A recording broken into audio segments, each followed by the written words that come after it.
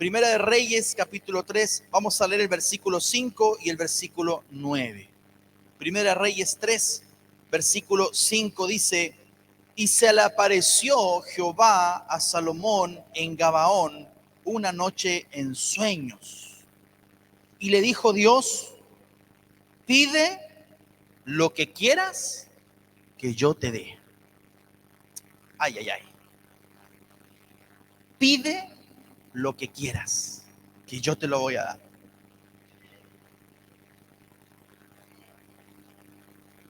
¿Qué pediríamos nosotros, no?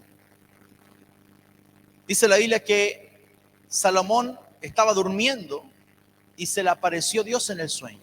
Yo no sé si alguno de ustedes aquí alguna vez ha tenido esa experiencia sobrenatural, pero dice que él estaba durmiendo y Dios se le aparece en el sueño y le dice: Salomón, pídeme lo que tú quieras.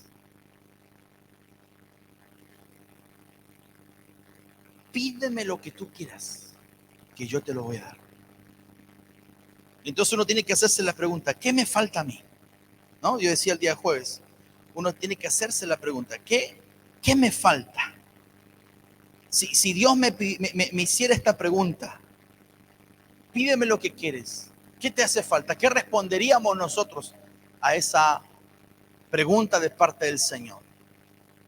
¿Acaso hay algo que nosotros deseamos y aún no lo tenemos? ¿Hay alguien aquí que desea algo y aún no lo tiene? ¿Alguien acá desea algo y aún no lo tiene? ¿O nadie tiene ningún deseo y todos lo tienen todo? No, todos tenemos deseos. Todos queremos cosas. Todos necesitamos cosas. Pero fíjese cuál fue la respuesta de Salomón. Ahí en el versículo 9.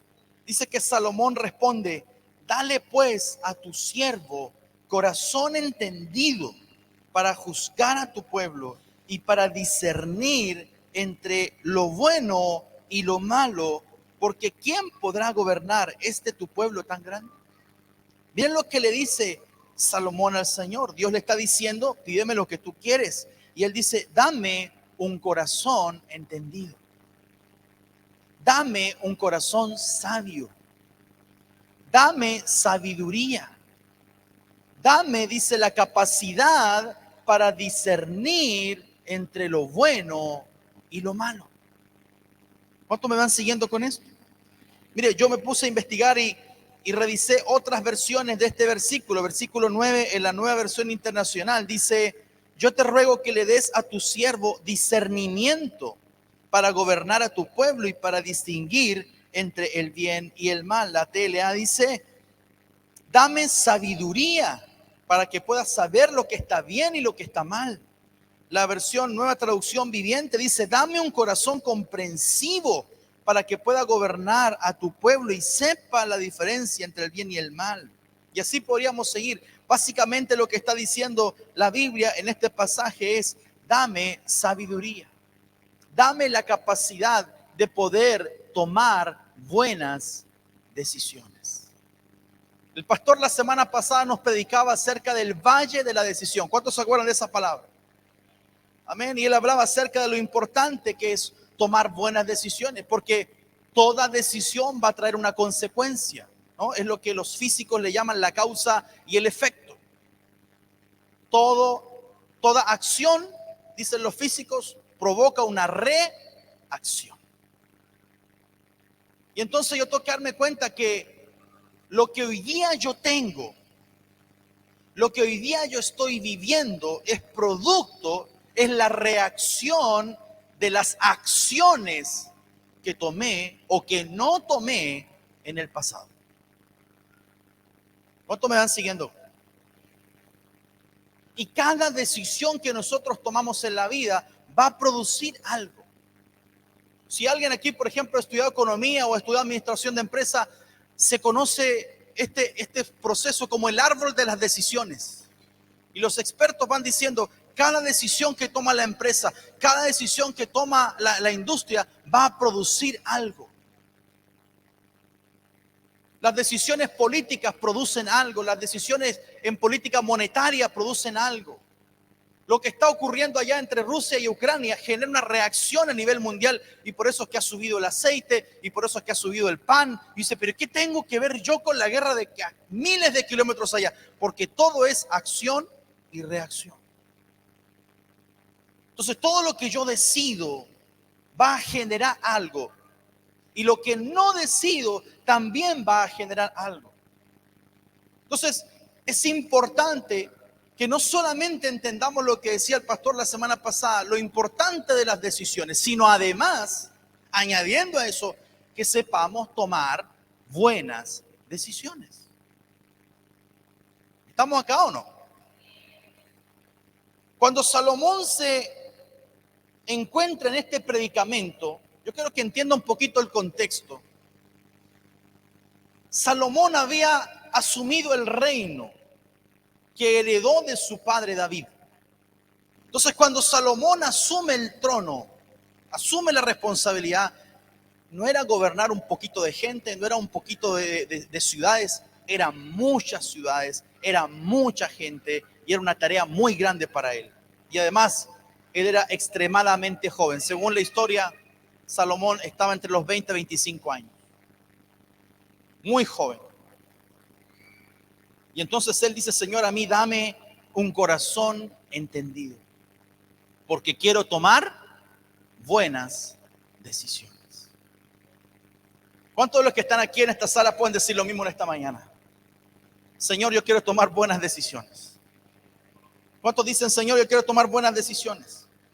Hermano, es tan importante que nosotros tomemos buenas decisiones como te decía recién, porque de lo contrario sufriremos las consecuencias.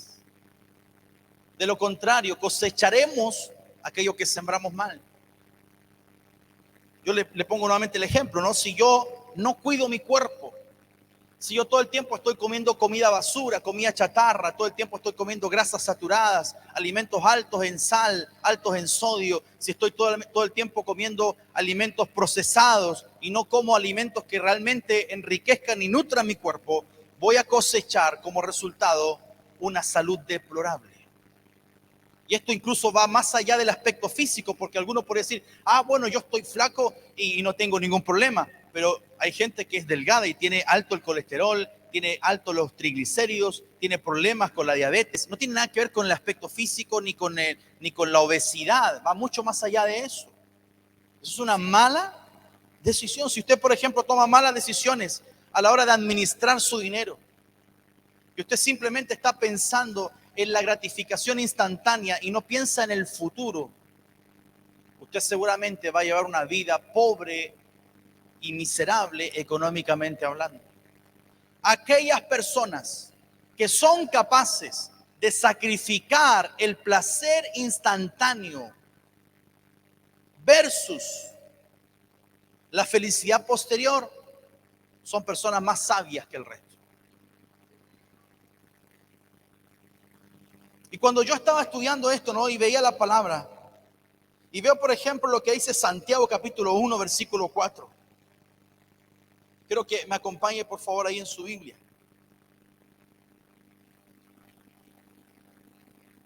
Santiago capítulo 1, versículo 4 dice, mas tenga la paciencia su obra completa, para que seáis perfectos y cabales, sin que os falte cosa alguna.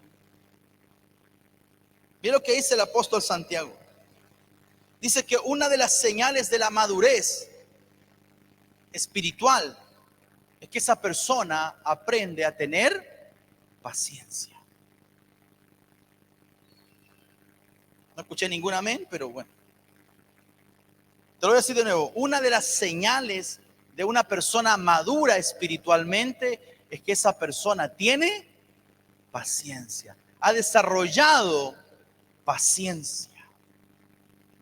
Y dice, ¿paciencia para qué? Bueno, la Biblia dice, para soportar las diversas pruebas. Por lo tanto, una persona sabia no es una persona que solamente tiene la inteligencia, tiene el conocimiento aquí acumulado en su cabeza, sino que además sabe que lo que está viviendo es solo una prueba. El maduro no se desespera el maduro no se desanima, el maduro no se desalienta, porque sabe que todo lo que está viviendo está en un ambiente controlado. Entonces, el maduro sabe que está en las manos de Dios. El inmaduro se desespera. El inmaduro dice, ¿por qué a mí? ¿Por qué a mí? ¿Qué he hecho yo? El maduro dice, tranquilo, porque Dios tiene el control. Tranquilo. Tiene paciencia. Sabe que lo que está viviendo es una prueba. Y escuche bien, las pruebas tienen un inicio y tienen un término. Las pruebas no son eternas. A nosotros nos parece muchas veces que lo que estamos viviendo es eterno. Pero el apóstol Pablo decía, esta leve tribulación momentánea. Esta leve tribulación momentánea. Pablo decía, estoy tan seguro que así como empezó esta tormenta, así va a terminar. Que así como vino esta enfermedad, así se va a ir. Que así como vino esta crisis, así se va a ir. Porque tengo la seguridad que estoy en las manos de Dios. Tremendo. Escucha, hermano, lo más importante es tu alma. Lo más importante es tu alma. El trabajo es importante, ganar dinero es importante porque hay que alimentar a la familia, pero más importante es tu salud espiritual. Y para eso hay que ser sabios. El sabio sopesa las cosas. El sabio dice, es importante esto, pero más importante es mi vida espiritual. Es importante descansar, es importante tomarse vacaciones, es necesario. Pero eso no significa que te desconectas del Señor. Aún en tus vacaciones puedes seguir leyendo la Biblia, ahí en tus vacaciones puedes seguir conectándote como algunos hermanos lo están haciendo ahora. Ahí en tu lugar de descanso puedes tener un tiempo de oración, porque importante es descansar, pero más importante es tu salud espiritual. Sin embargo, nosotros nos aferramos muchas veces a aquello que no es importante porque nos falta sabiduría. Entonces, dice Santiago que la paciencia tendrá su obra completa cuando nosotros seamos perfectos y cabales, sin que os falte cosa alguna. Dios quiere, hermano, Dios quiere, hermana, Dios quiere, amigo, amiga, que tú seas una persona completa. Que no te falte ni te sobre nada. Por lo tanto, la madurez entonces es que entendamos que nuestros problemas económicos van más allá de la falta de dinero, sino de la falta de sabiduría para administrar nuestro dinero. Para decir, cuando una familia o cuando una persona está en crisis, tiene que proponerse, tiene que ser sabio y decir, vamos a parar el circo, vamos a parar el cine, vamos a parar los lujitos, vamos a sacar el internet, vamos a sacar el cable, vamos a sacar los celulares, nos quedamos con prepago, porque primero tenemos que salir de las deudas. ¿Qué hace el sabio? Lo voy a hacer. ¿Qué hace el necio? Sigue igual. Y cada día se endeuda más. Porque escucha bien, la deuda con el tiempo no disminuye. La deuda con el tiempo va creciendo. Las tarjetas de crédito son una maravillosa herramienta para el que sabe usarlas y las paga a tiempo. Así que si usted no sabe usar tarjetas de crédito, sea sabio, llegue a su casa, agarre una tijera y las corta en 1000 pedazos. Y le enseña a los niños a hacer rompecabezas. Porque tenemos que ser sabios. ¿Me va siguiendo? Desde la perspectiva de Dios, escuche bien, la meta del creyente no es que usted sea libre financieramente o que tenga dinero en abundancia, sino que usted sea un cristiano maduro cuyo carácter moldeado por Dios esté conforme a la voluntad de Él. Porque escuche bien, el que es sabio será fiel en lo poco. Te lo voy a decir de nuevo, el que es sabio será fiel en lo poco. Y la Biblia dice que el que es fiel en lo poco, en lo mucho Dios lo pondrá. Esa es la razón, amado hermano, amada hermana, que muchos no prosperan económicamente porque no han sido fieles en lo poco. Si yo soy fiel en lo poco y en lo poco que tengo yo diezmo, en lo poco que tengo yo ofrendo, Dios te va a prosperar. Porque has demostrado ser fiel. ¿Qué significa ser fiel? Significa ser un buen administrador. Escuche bien, el dar ofrenda y el diezmar no es comprar prosperidad. La prosperidad no se compra. No es que si usted trae su ofrenda, más rato cuando vaya caminando usted se va a encontrar con una maleta con plata. Eso no pasa. Porque muchos predicadores también enseñan el evangelio de la prosperidad y te dicen, venga acá y pacte por un milagro. Venga acá y ofrende para que luego usted reciba multiplicado. Eso no está en la Biblia. La Biblia dice que si soy buen administrador, si soy un fiel administrador, Dios me pondrá sobre mucho. Y el buen administrador es el que sabe utilizar bien los recursos y distribuye, ¿no? Eso es lo que hace un mayordomo, distribuye. Es lo que hace el administrador, recibe el recurso y los distribuye. Mire, hay gente, y yo admiro a esa gente, yo no lo puedo hacer, pero sí soy ordenado, pero todavía no puedo llegar a ese nivel de orden, que cuando recibe su dinero a fin de mes, lo va separando en sobres. Pero esa persona está diciendo, yo soy un buen administrador. Porque le doy a cada uno lo que debo darle. ¿Cuántos quieren ser buenos administradores? Entonces, el que es buen administrador no depende de la cantidad de recursos, sino de su capacidad para administrar bien. Y escuche bien, si usted es capaz de administrar poco, va a ser capaz de administrar mucho. Pero al revés, si usted no es capaz de administrar poco, no espere que le pongan sobre mucho. Si mi hija de 5 años viene y me pide 10,000 pesos, la pregunta que tengo que hacerle yo es, ¿para qué quieres ese dinero? Y ella me va a contestar, porque quiero comprarme Barbies. O me quiero comprar chicles, porque le encantan los chicles. Entonces, ¿te quieres comprar chicle? Toma, meto la mano y saco 100 pesos. Y dice, papá, pero yo te pedí 10,000. Sí, pero tú no eres capaz de administrar todavía 10,000. Cuando crezcas un poco más, te voy a pasar más dinero. Y ese mismo principio aplica el Señor para cada uno de nosotros. Usted le pide, Señor, dame más, dame más. Y el Señor, ¿qué te dice? Crece un poco. No te gustó eso, pero nadie dijo amén. Y el que te lo suyo, crece un poco. Dígalo fuerte, crece un poco. Necesitamos entonces la sabiduría que Dios nos da para que en la situación en la cual nos encontremos ahora seamos buenos administradores. Pues tenemos que ser fieles en lo poco. Gloria a Dios por los niños de nuestra iglesia, que muchos de ellos siendo pequeñitos ya diezman.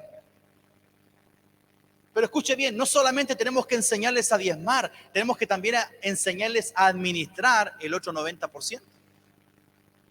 Porque, insisto, el diezmo no es mágico, no es magia, no es que tú traigas el diezmo y ya está. No, también necesitas sabiduría para administrar el 90% con el que tú te quedaste.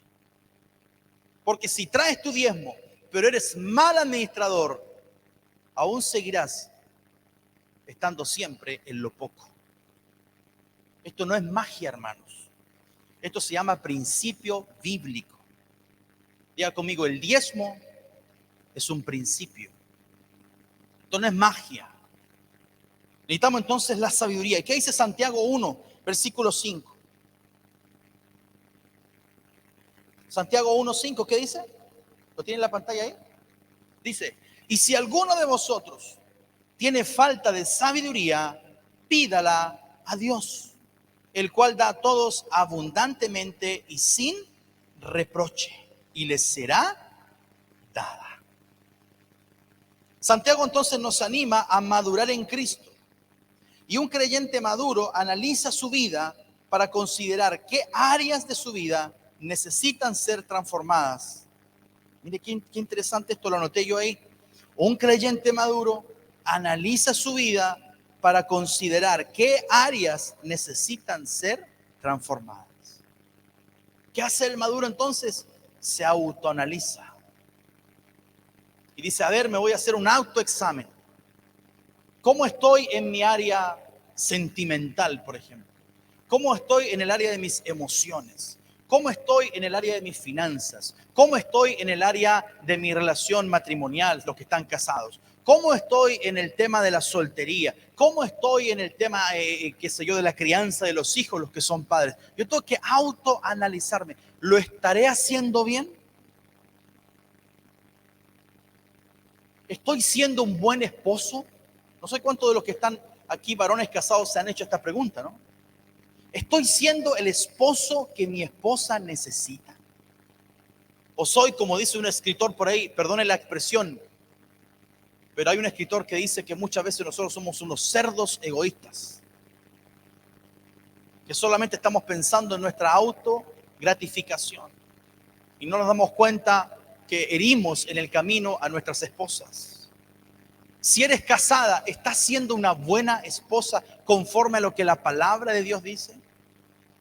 ¿O simplemente estás repitiendo el patrón de tu mamá? ¿Eres la esposa que tu esposo necesita? ¿Eres la ayuda idónea o eres el estorbo idóneo? Tengo que hacer esa pregunta, ¿no? ¿Estoy siendo la madre que mis hijos necesitan?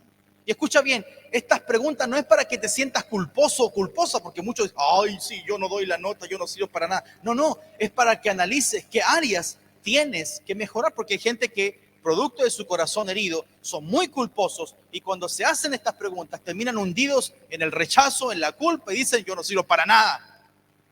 Me pasó, porque a veces entramos en esa espiral negativa. Pero escucha, estas preguntas no son para llevarte a eso, es para que tú puedas hacer esa reflexión y decir qué áreas de mi vida aún necesitan ser transformadas. Entonces Santiago dice, pídale al Señor sabiduría. Pídale al Señor sabiduría para que usted pueda darse cuenta qué áreas de su vida necesitan ser transformadas. Pues tiene que empezar a gestionar sus emociones. Y así podríamos estar hablando de muchas otras áreas de nuestra vida. Pero el sabio hace ese análisis. No vive como un pajarito, sino que hace ese análisis. Y una vez que se da cuenta, ¿qué dice? Le pide sabiduría al Señor. Dije, le pide sabiduría al Señor. Si alguno de vosotros tiene falta de sabiduría, pídala a Dios, el cual da a todos abundantemente y sin reproche. Qué curioso que no dice, pídale al Señor paciencia, pídale al Señor amor, pídale al Señor esperanza, pídale al Señor fe, pídale al Señor humildad, sino que dice, pídale al Señor sabiduría. Tenemos que darnos cuenta entonces que la sabiduría no es algo que viene incluido cuando nacimos. La inteligencia sí. Dicen los expertos que la inteligencia se hereda. El 40% de la inteligencia la heredamos de nuestras madres. ¿Cuántos sabían eso?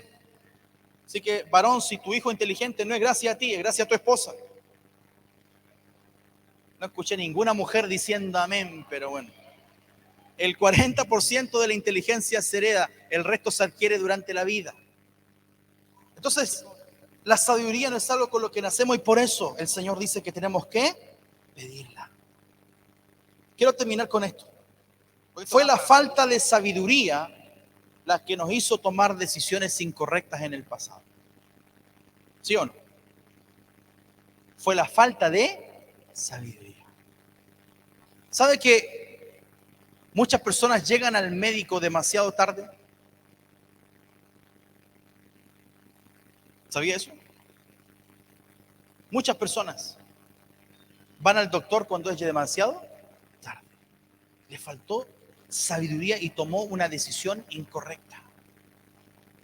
La falta de sabiduría, por ejemplo, nos hizo ser culpables muchas veces de arruinar nuestras relaciones con nuestros seres queridos. La falta de sabiduría fracturó nuestra familia. La falta de sabiduría arruinó nuestro matrimonio. No, no fue esto, no fue esto otro, fue nuestra falta de sabiduría. La falta de sabiduría nos llevó, por ejemplo, a ser despedidos de un trabajo. La falta de sabiduría nos lleva o nos llevó a perder el control de nuestros hijos. Y hoy muchos padres se lamentan y dicen, ¿en qué me equivoqué? Cuando ya es demasiado tarde. Porque cuando el corazón del niño todavía podía ser tocado, todavía podía ser moldeado, fuimos negligentes. Y la falta de sabiduría nos llevó a perder influencia sobre nuestros hijos. Pero entonces tengo que darme cuenta, si yo quiero ser influencia en mis hijos, tengo que empezar cuando son pequeñitos. La falta de sabiduría nos llevó, como decíamos recién, a la ruina financiera. Y aquí termino con esto. Fíjese que Santiago dice que podemos pedirle sabiduría al Señor y Él nos dará. Pero yo te pregunto, ¿cómo se siente un hijo que fue aconsejado por sus padres y luego el hijo no hace caso y ahora el hijo tiene que pedirle ayuda a sus padres? ¿Cómo se siente ese hijo? ¿Cuántos de los que están aquí se han sentido alguna vez o se han encontrado en esa situación? Que su papá y su mamá le dijo, no hagas esto, y usted lo hizo igual, y luego le pasó algo malo, y ahora usted tiene que pedirle ayuda al papá. ¿Cómo se siente usted? ¿Sabe cómo nos sentimos? Nos sentimos mal, nos sentimos avergonzados, y nos sentimos que vamos a necesariamente que tener que tragarnos un sermón. ¿Sí o no? Y por eso muchos hijos tampoco quieren acercarse a los padres para pedir ayuda porque dicen, yo sé lo que me va a decir mi mamá. Mi mamá lo primero que me va a decir es, te lo dije. Yo a usted le dije, no se case con esa mujer.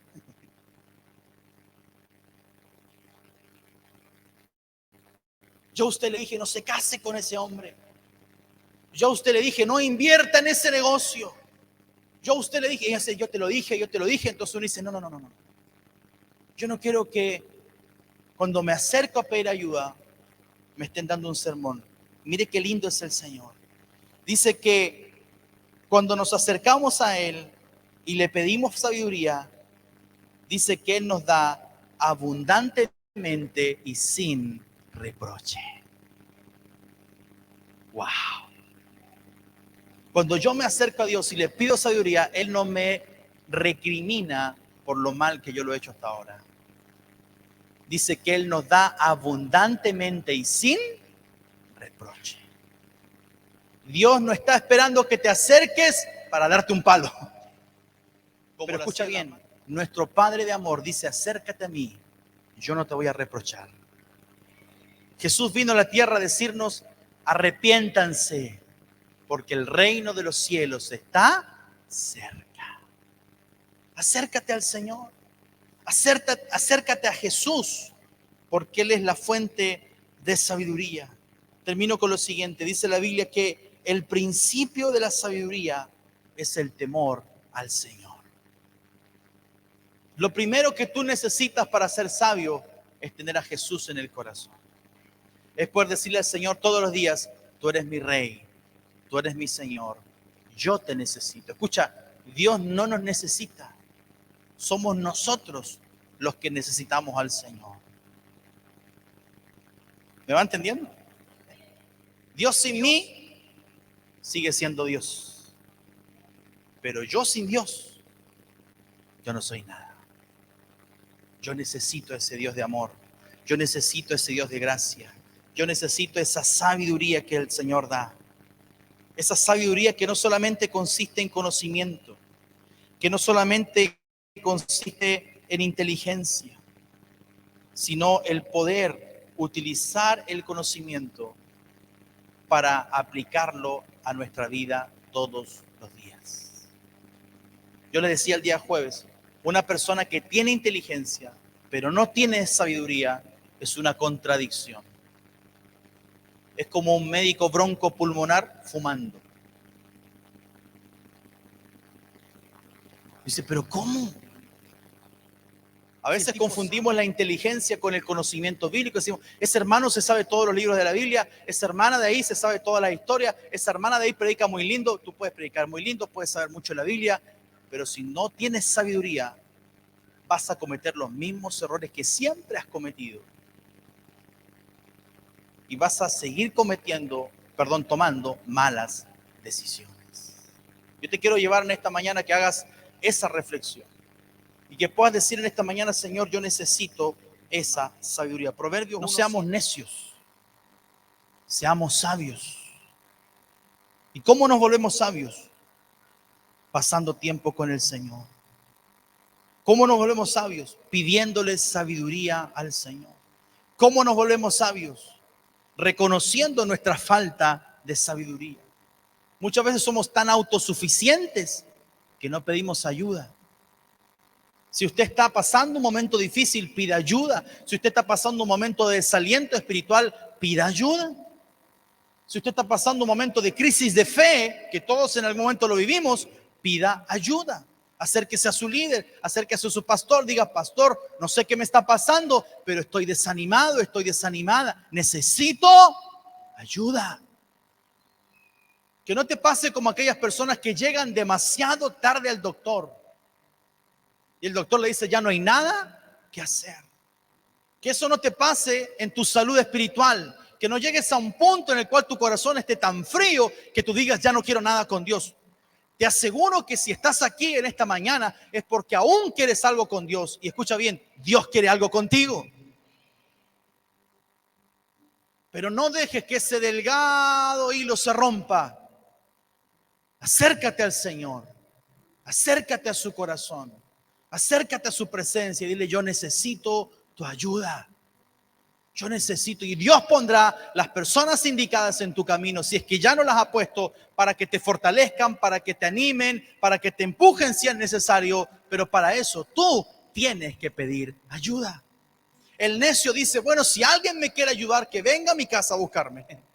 El sabio dice, no, yo voy a correr a la presencia del Señor. Porque ahí encuentro refugio, ahí encuentro paz y no encuentro ningún reproche. ¿Qué tal si ahí en tu lugar cierras tus ojos un momento y oramos al Señor?